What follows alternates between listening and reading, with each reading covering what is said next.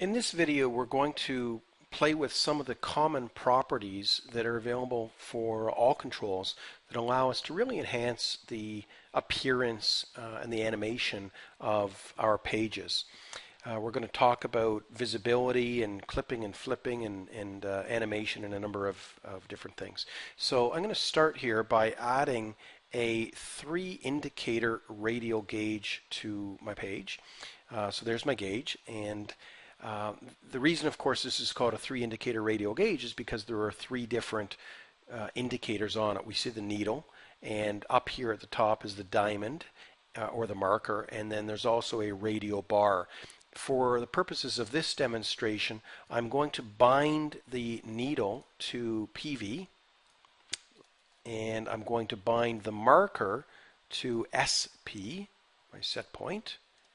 And I really don't need the other indicator, so I'm going to turn off, using indicator visibility and interactivity here, I'm going to turn off the radial bar, and so you'll see when I click show radial bar, turn that off, the white bar disappears.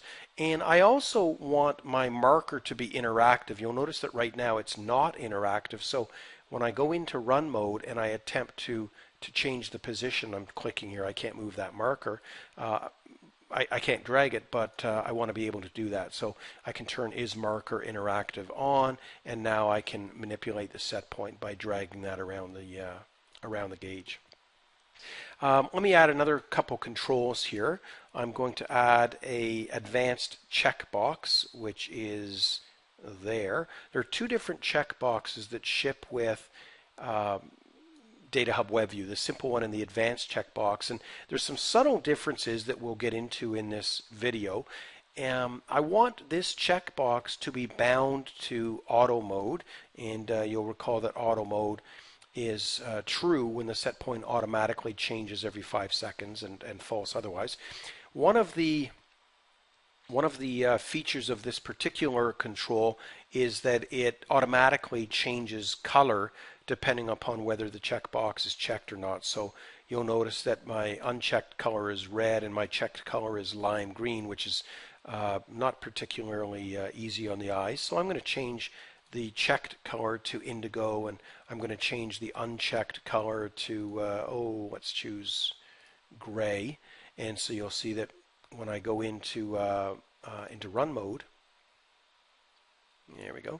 When you go into run mode and I turn this on and off, I get the different colors associated with it.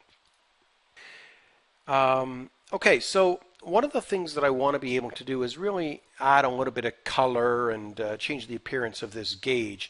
So when I've selected the gauge, you'll notice down here at the bottom of the screen, I have 6 different categories of common properties. These properties exist for all controls within Data Hub WebView, and you can see that they primarily address things like the background of the control, the border, the position, the size, things that really would be common to any control. These categories of properties are available by either showing or hiding the common properties here. So when I click on hide common properties, you'll see that they disappear from Property Explorer in case you're not really using them that often, or when I turn them on again, the common properties are displayed. So I'm going to start by adding a background color to this gauge, and so I'll change it from transparent, which is the default, and I'll choose thistle. And so I have a nice pretty background color. You'll also notice that currently the the border is black. However, the border thickness is set to 0. Well, when I change my border thickness to 2 and hit enter, you should notice a couple things. One, I of course get a uniform border around the outside of my control. And secondly, the border thickness has actually changed from the value that I entered, which was 2, and it has now become 2, 2, 2, 2. And that's because the border and many other types of properties are specified in 4 parts: the left, top, right, and bottom. So you'll notice that if I change my border thickness to say 2, 5, 10, 20, I end up with an interesting border around the outside of the control: 2, 5, 10, and 20. And let me just change that back to 2 again. The same thing can apply for other kinds of properties like the border corner radius. So in this case, I could type in 15 comma 15 comma 0 comma 0, which should give me a rounded corner at the top left and top right of the control, but squared off edges along the bottom. And of course, you can combine these kinds of values together. So you'll notice that I'm now changing the border thickness to be 0 along the bottom edge. And so, that kind of gives me almost a tabbed dialogue type of appearance for this control. So there's a lot of flexibility with border thickness and border corner radius. I'm just going to go back to a nice simple border for this control of 2 and 15 quarter radius around the outside. Another property that I want to work with here is a background image. So I'm going to add a background image to this control. And I'm going to choose, the wind turbine. And as I select this wind turbine, I want you to watch the bottom of this gauge here. You'll notice that something kind of appeared behind the control. Well, the problem, of course, is that the gauge is in front of the background image. And the background image at this point is set to automatically stretch to fill the control. And so maybe I want to change the position of that. Maybe I want to put the image down at the bottom right corner or the top left corner, and I kind of look at it and I think, this is still not really what I want. I can't see that. I could, of course, make the image bigger or smaller, but that doesn't really solve the problem. I can't really see that image. So there are a couple ways that I can handle that. One of them would be to adjust what's called the opacity of the content. So I've opened up here another set of properties for content visibility and appearance, and I'm going to change the content opacity, which of course applies to the gauge at this point. Opacity is a number between 0 and 1, where 0 is entirely transparent or invisible, and 1 is fully opaque. So I'm going to set a value of 0.5, and now you'll notice that the gauge has become transparent, and I can see the actual wind turbine image visible behind it. So that's one way that I might be able to adjust the control to see both the content and the image. I don't really like that for this particular control, so I'm going to change the opacity back to 1, and I'm going to instead manipulate the margin for the content. You'll see that I've got this property up here called content margin, which is another four-part property, and so I'm going to type in a value of 40, 40, 5, 5. Now what that should do is give me a margin at the top and at the left of 40 and a little tiny margin of 5 and 5 along the bottom edge of that control. And you'll notice that, of course, this is a single control. This may look like a rectangle and a group and a few other controls, but really this is just one control with a background image and a content margin. Now let's add a shining light and bind the shining light, or bind the color of the shining light to the color of the range indicated by the needle. So I'll add a light, and I'm just going to resize the light to something like a 50-50, and you'll notice that when we're changing position and size of objects, we of course can use the drag handles, but we can also use the position and sizing bar down on the bottom of the screen there. And I'm going to move the light down to that area of the control. And I'm also going to, now that I think about it, change the text of our checkbox. Right now, of course, it's bound to auto mode, and I want the text to really reflect that. So I'm going to bind the text of the checkbox also to auto mode, and you'll recall again that we can change the specific type of data that's stored with that data point. We can either use a quality or a timestamp or a number of different things. And there are 3 different names that we can actually use. We can use the full name, which includes the data domain, and then kind of the fully verbose name. We can use a variation that does not include the data domain, and we can also use a short name, and that's what I'm going to use in this particular case. And I'm going to position the checkbox over there. So right now we kind of have a gauge that looks like it it all belongs together, and I'm going to put those in a group. Oops. I'm going to put those in a group. There we go. And we still have not bound the light to the output color of the gauge, so let's do that next. I'm going to select the light. You may remember that in a previous video you may have seen that once you've got a set of controls in a group, you got to do a couple tricky things to select those controls. Right now, of course, if I select the group, I'm not going to be able to access the specific controls within that group without a little bit of trickery. I can either select the light this way, and there we go, the light's selected, or the other approach is to hover over the group, press the control key to kind of ignore the group, and then I can select the individual controls within that. So there's the light, and what I want to do is bind the color of this light, simple binding, to the output color for the gauge. And again, I'm going to press the control key once so that I can then select the gauge, and then I'm going to select the needle state color for that range. So you'll notice that the light is changing color. It might be a little bit hard to notice because it's not that bright, and that's because the colors for this gauge are not that bright, but I can automatically adjust the brightness of the light. You'll see here that I can choose anywhere from darkest all the way up through, and I'll just use my cursor keys to go up through this list, all the way up to bright, brighter, brightest, for example. And I'm happy with the brightest as the choice there. What else? And let's do something fancy with the auto mode. You'll notice that right now, if I turn auto mode off, I have the ability to change my set point by using the marker. But if auto mode is on, I really don't want to be able to change the marker that way.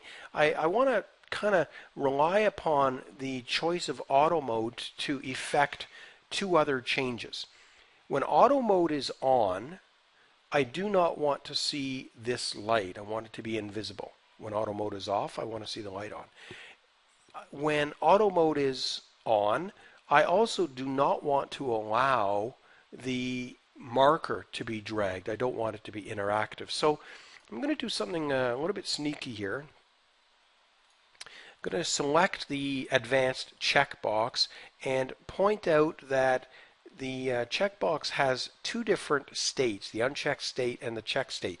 And you'll notice there are 4 different properties available for each one: checked value, checked string, date, time, and color. And these allow you to actually enter whatever text you want. So I'm going to say, for example, unchecked is no, and the checked string is yes.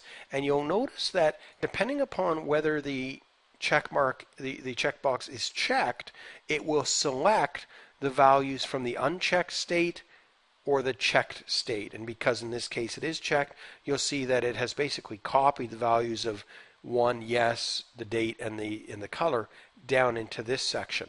If I quick switch here to run mode and turn off the check mark and go back to design mode, you'll notice that now the values that are selected correspond to those values from the unchecked state. So we can take advantage of that and use, in this case, some values. I'm going to set the unchecked value to 1 and the checked value to 0. What that will allow me to do is now use the values of 1 or 0 to control the visibility of the light and the interactivity of that marker. In particular, when the checkbox is checked, then it's going to have a checked value of 0, and 0 will correspond to false, which means not visible and not interactive, and vice versa. So now that I've done that, I'm going to select the light, and I want the light to be invisible in run mode, depending on whether that check mark is on. So you'll notice that I have a property down here called visible in run mode, and obviously if I just turn that off and I go into run mode, you'll see that the light is not displayed. But of course I don't want to set the value that way. I instead want to use simple binding and bind that to the output value of the checkbox. Output state, output value. And I want to do the same thing with the marker. So I will select my gauge. I will go down to the is marker interactive property, and again I'm going to bind that using simple binding to the output of my checkbox.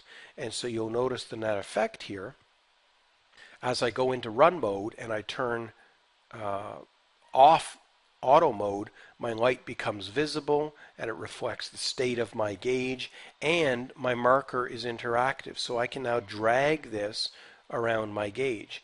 As I turn auto mode on, the light disappears and I can no longer manipulate the marker. So it's working exactly as we've designed so far.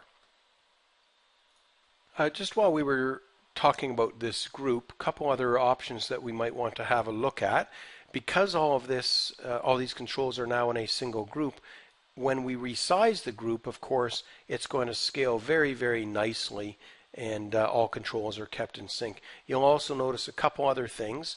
This control as a group has a dotted border, which of course does not appear in run mode, and that border is a design time border. And so you'll see here that it has design time properties, which I can turn off. I also have the ability to kind of lock for convenience the ungrouping mechanism. You'll notice that right now I have ungroup and cancel group available. If I turn off the can ungroup checkbox, these buttons become disabled, and if I were to right mouse click on the control, you'll notice I can no longer group or ungroup those controls. I can also turn off the can select child, and what that does is it disables my ability to actually select a child within the group. You'll notice that right now there are 3 children in the group, and I can choose, for example, shining light, and as I do that you can see that the various controls are highlighted in yellow, and so I can then click the select child button and it will select that. And I've shown you previously that the other way to do that is to use the control key and kind of ignore the outer group and then select the controls within that. The other thing that I can do is, let me just choose the group again here, I can select turn off the can select child property, and you'll notice that when I do that, even when I now select the shining light in this drop down, I can no longer click that button. It's no longer enabled. And when I hit the control key, the entire controls and all the children become disabled, and I can't select any of the controls within the parent. Just turn that back on again. Select child, and you'll notice again, of course, when I choose can ungroup, then I can ungroup those things again as well. Okay, a couple other things I want to have a look at with group scaling and alignment. You'll notice that there are a few different options available. We can of course choose none for the scaling for the group, and then of course as we change the size of the group, the controls inside there are not resized. We can use fill, which is going to produce a distorted image. We can choose to scale in only one particular dimension, or we can use uniform to fill. And the difference between uniform to fill and uniform is that with uniform, it will obviously preserve the aspect ratio of the control, and it will fill as much as it can as long as it stays within the confines of the group. With uniform to fill, it will extend the control, size the control, so that it fills the entire group and will go over the edge in one dimension. And that introduces some interesting effects that we can produce, because we can also choose to clip the control. And so you'll notice that I can now get some interesting behaviors by combining content alignment and clipping behavior. If I change the content alignment to bottom right, I can then clip the top of the control, or the left of the control, or the right of the control. I mean, a lot of different things. So I'm going to change that back to top left and turn clip back on, back off, and uniform back on. But play with the settings, and you'll see that you've got some pretty good control. A couple other properties that I want to demonstrate have to do with the appearance and the opacity of the control. So I've added another light here, and I'm just going to move that up to the corner.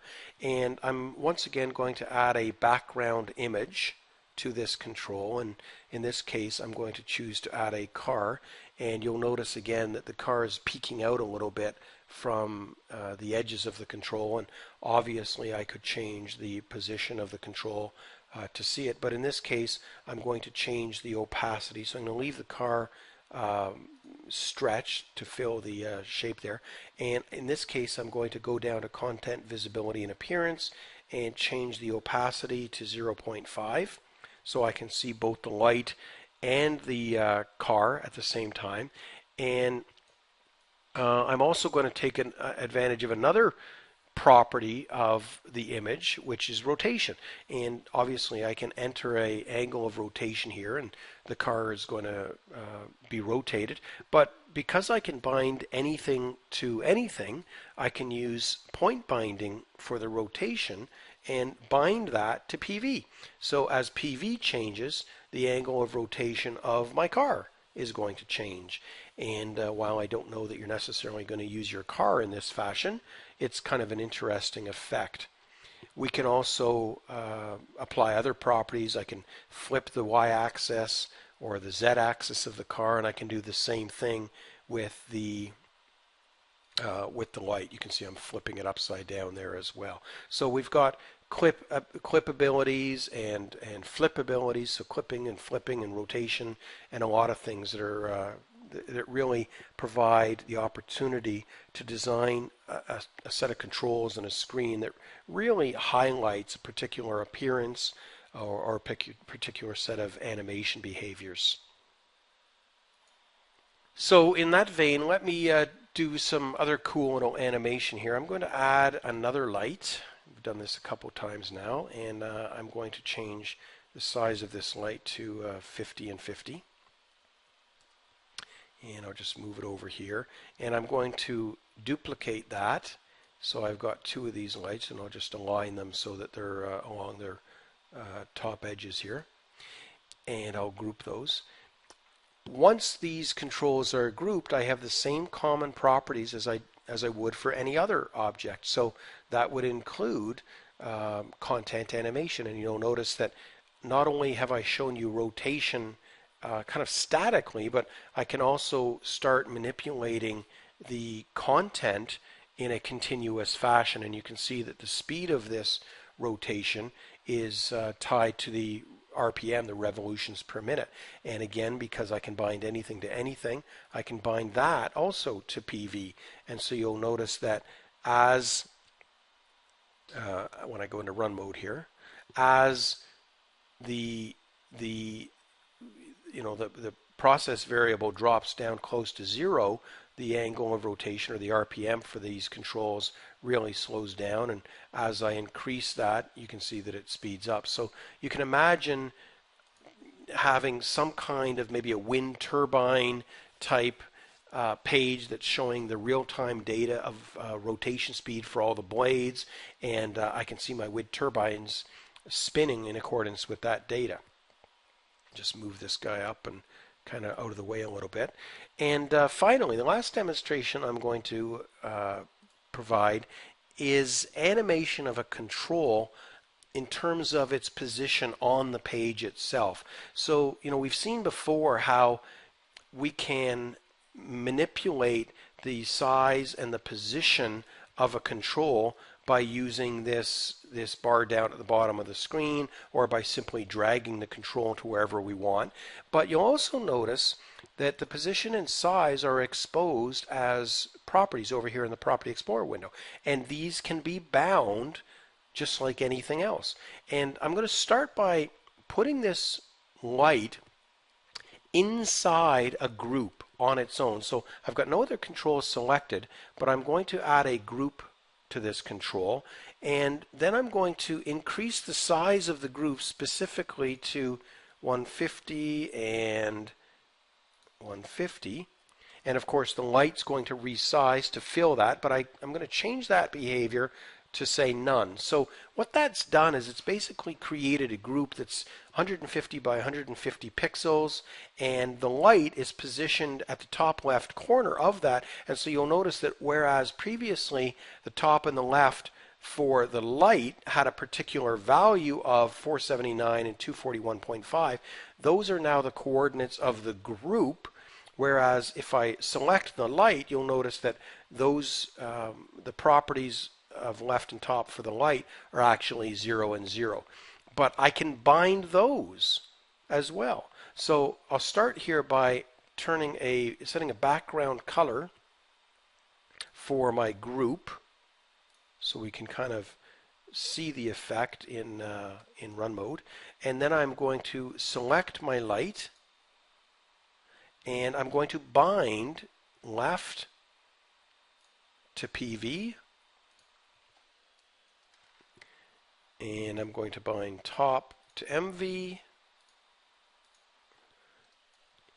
and the effect that I end up with as I switch here to run mode is a control that stays within the group, and so stays on the peach puff background, and varies from a top left coordinate of 0, 0 to potentially 100 across and some value for MV. So as I drop my set point down, you'll see that PV and MV of course are both going to drop, and I end up with the control somewhere in the top left corner, whereas when I increase the set point, I end up with my control moving around over into the the right hand side. So this kind of gives you an illustration of how you might choose to create a page that represents a conveyor system, where you've got packaged goods moving along the conveyor system, where the position of the package is actually based on real-time data that the Cogent Data Hub is managing, or maybe you've got the Cogent Data Hub being fed with GPS positioning data, and your controls are moving around the screen on top of a map that's maybe being used as an overlay to indicate where those objects are in real time and real space. So in this video, we've talked about a number of the common properties from background and border and colors and position and size and animation, and illustrated some techniques that you can use to create some pretty cool effects and make your pages really engaging for the user.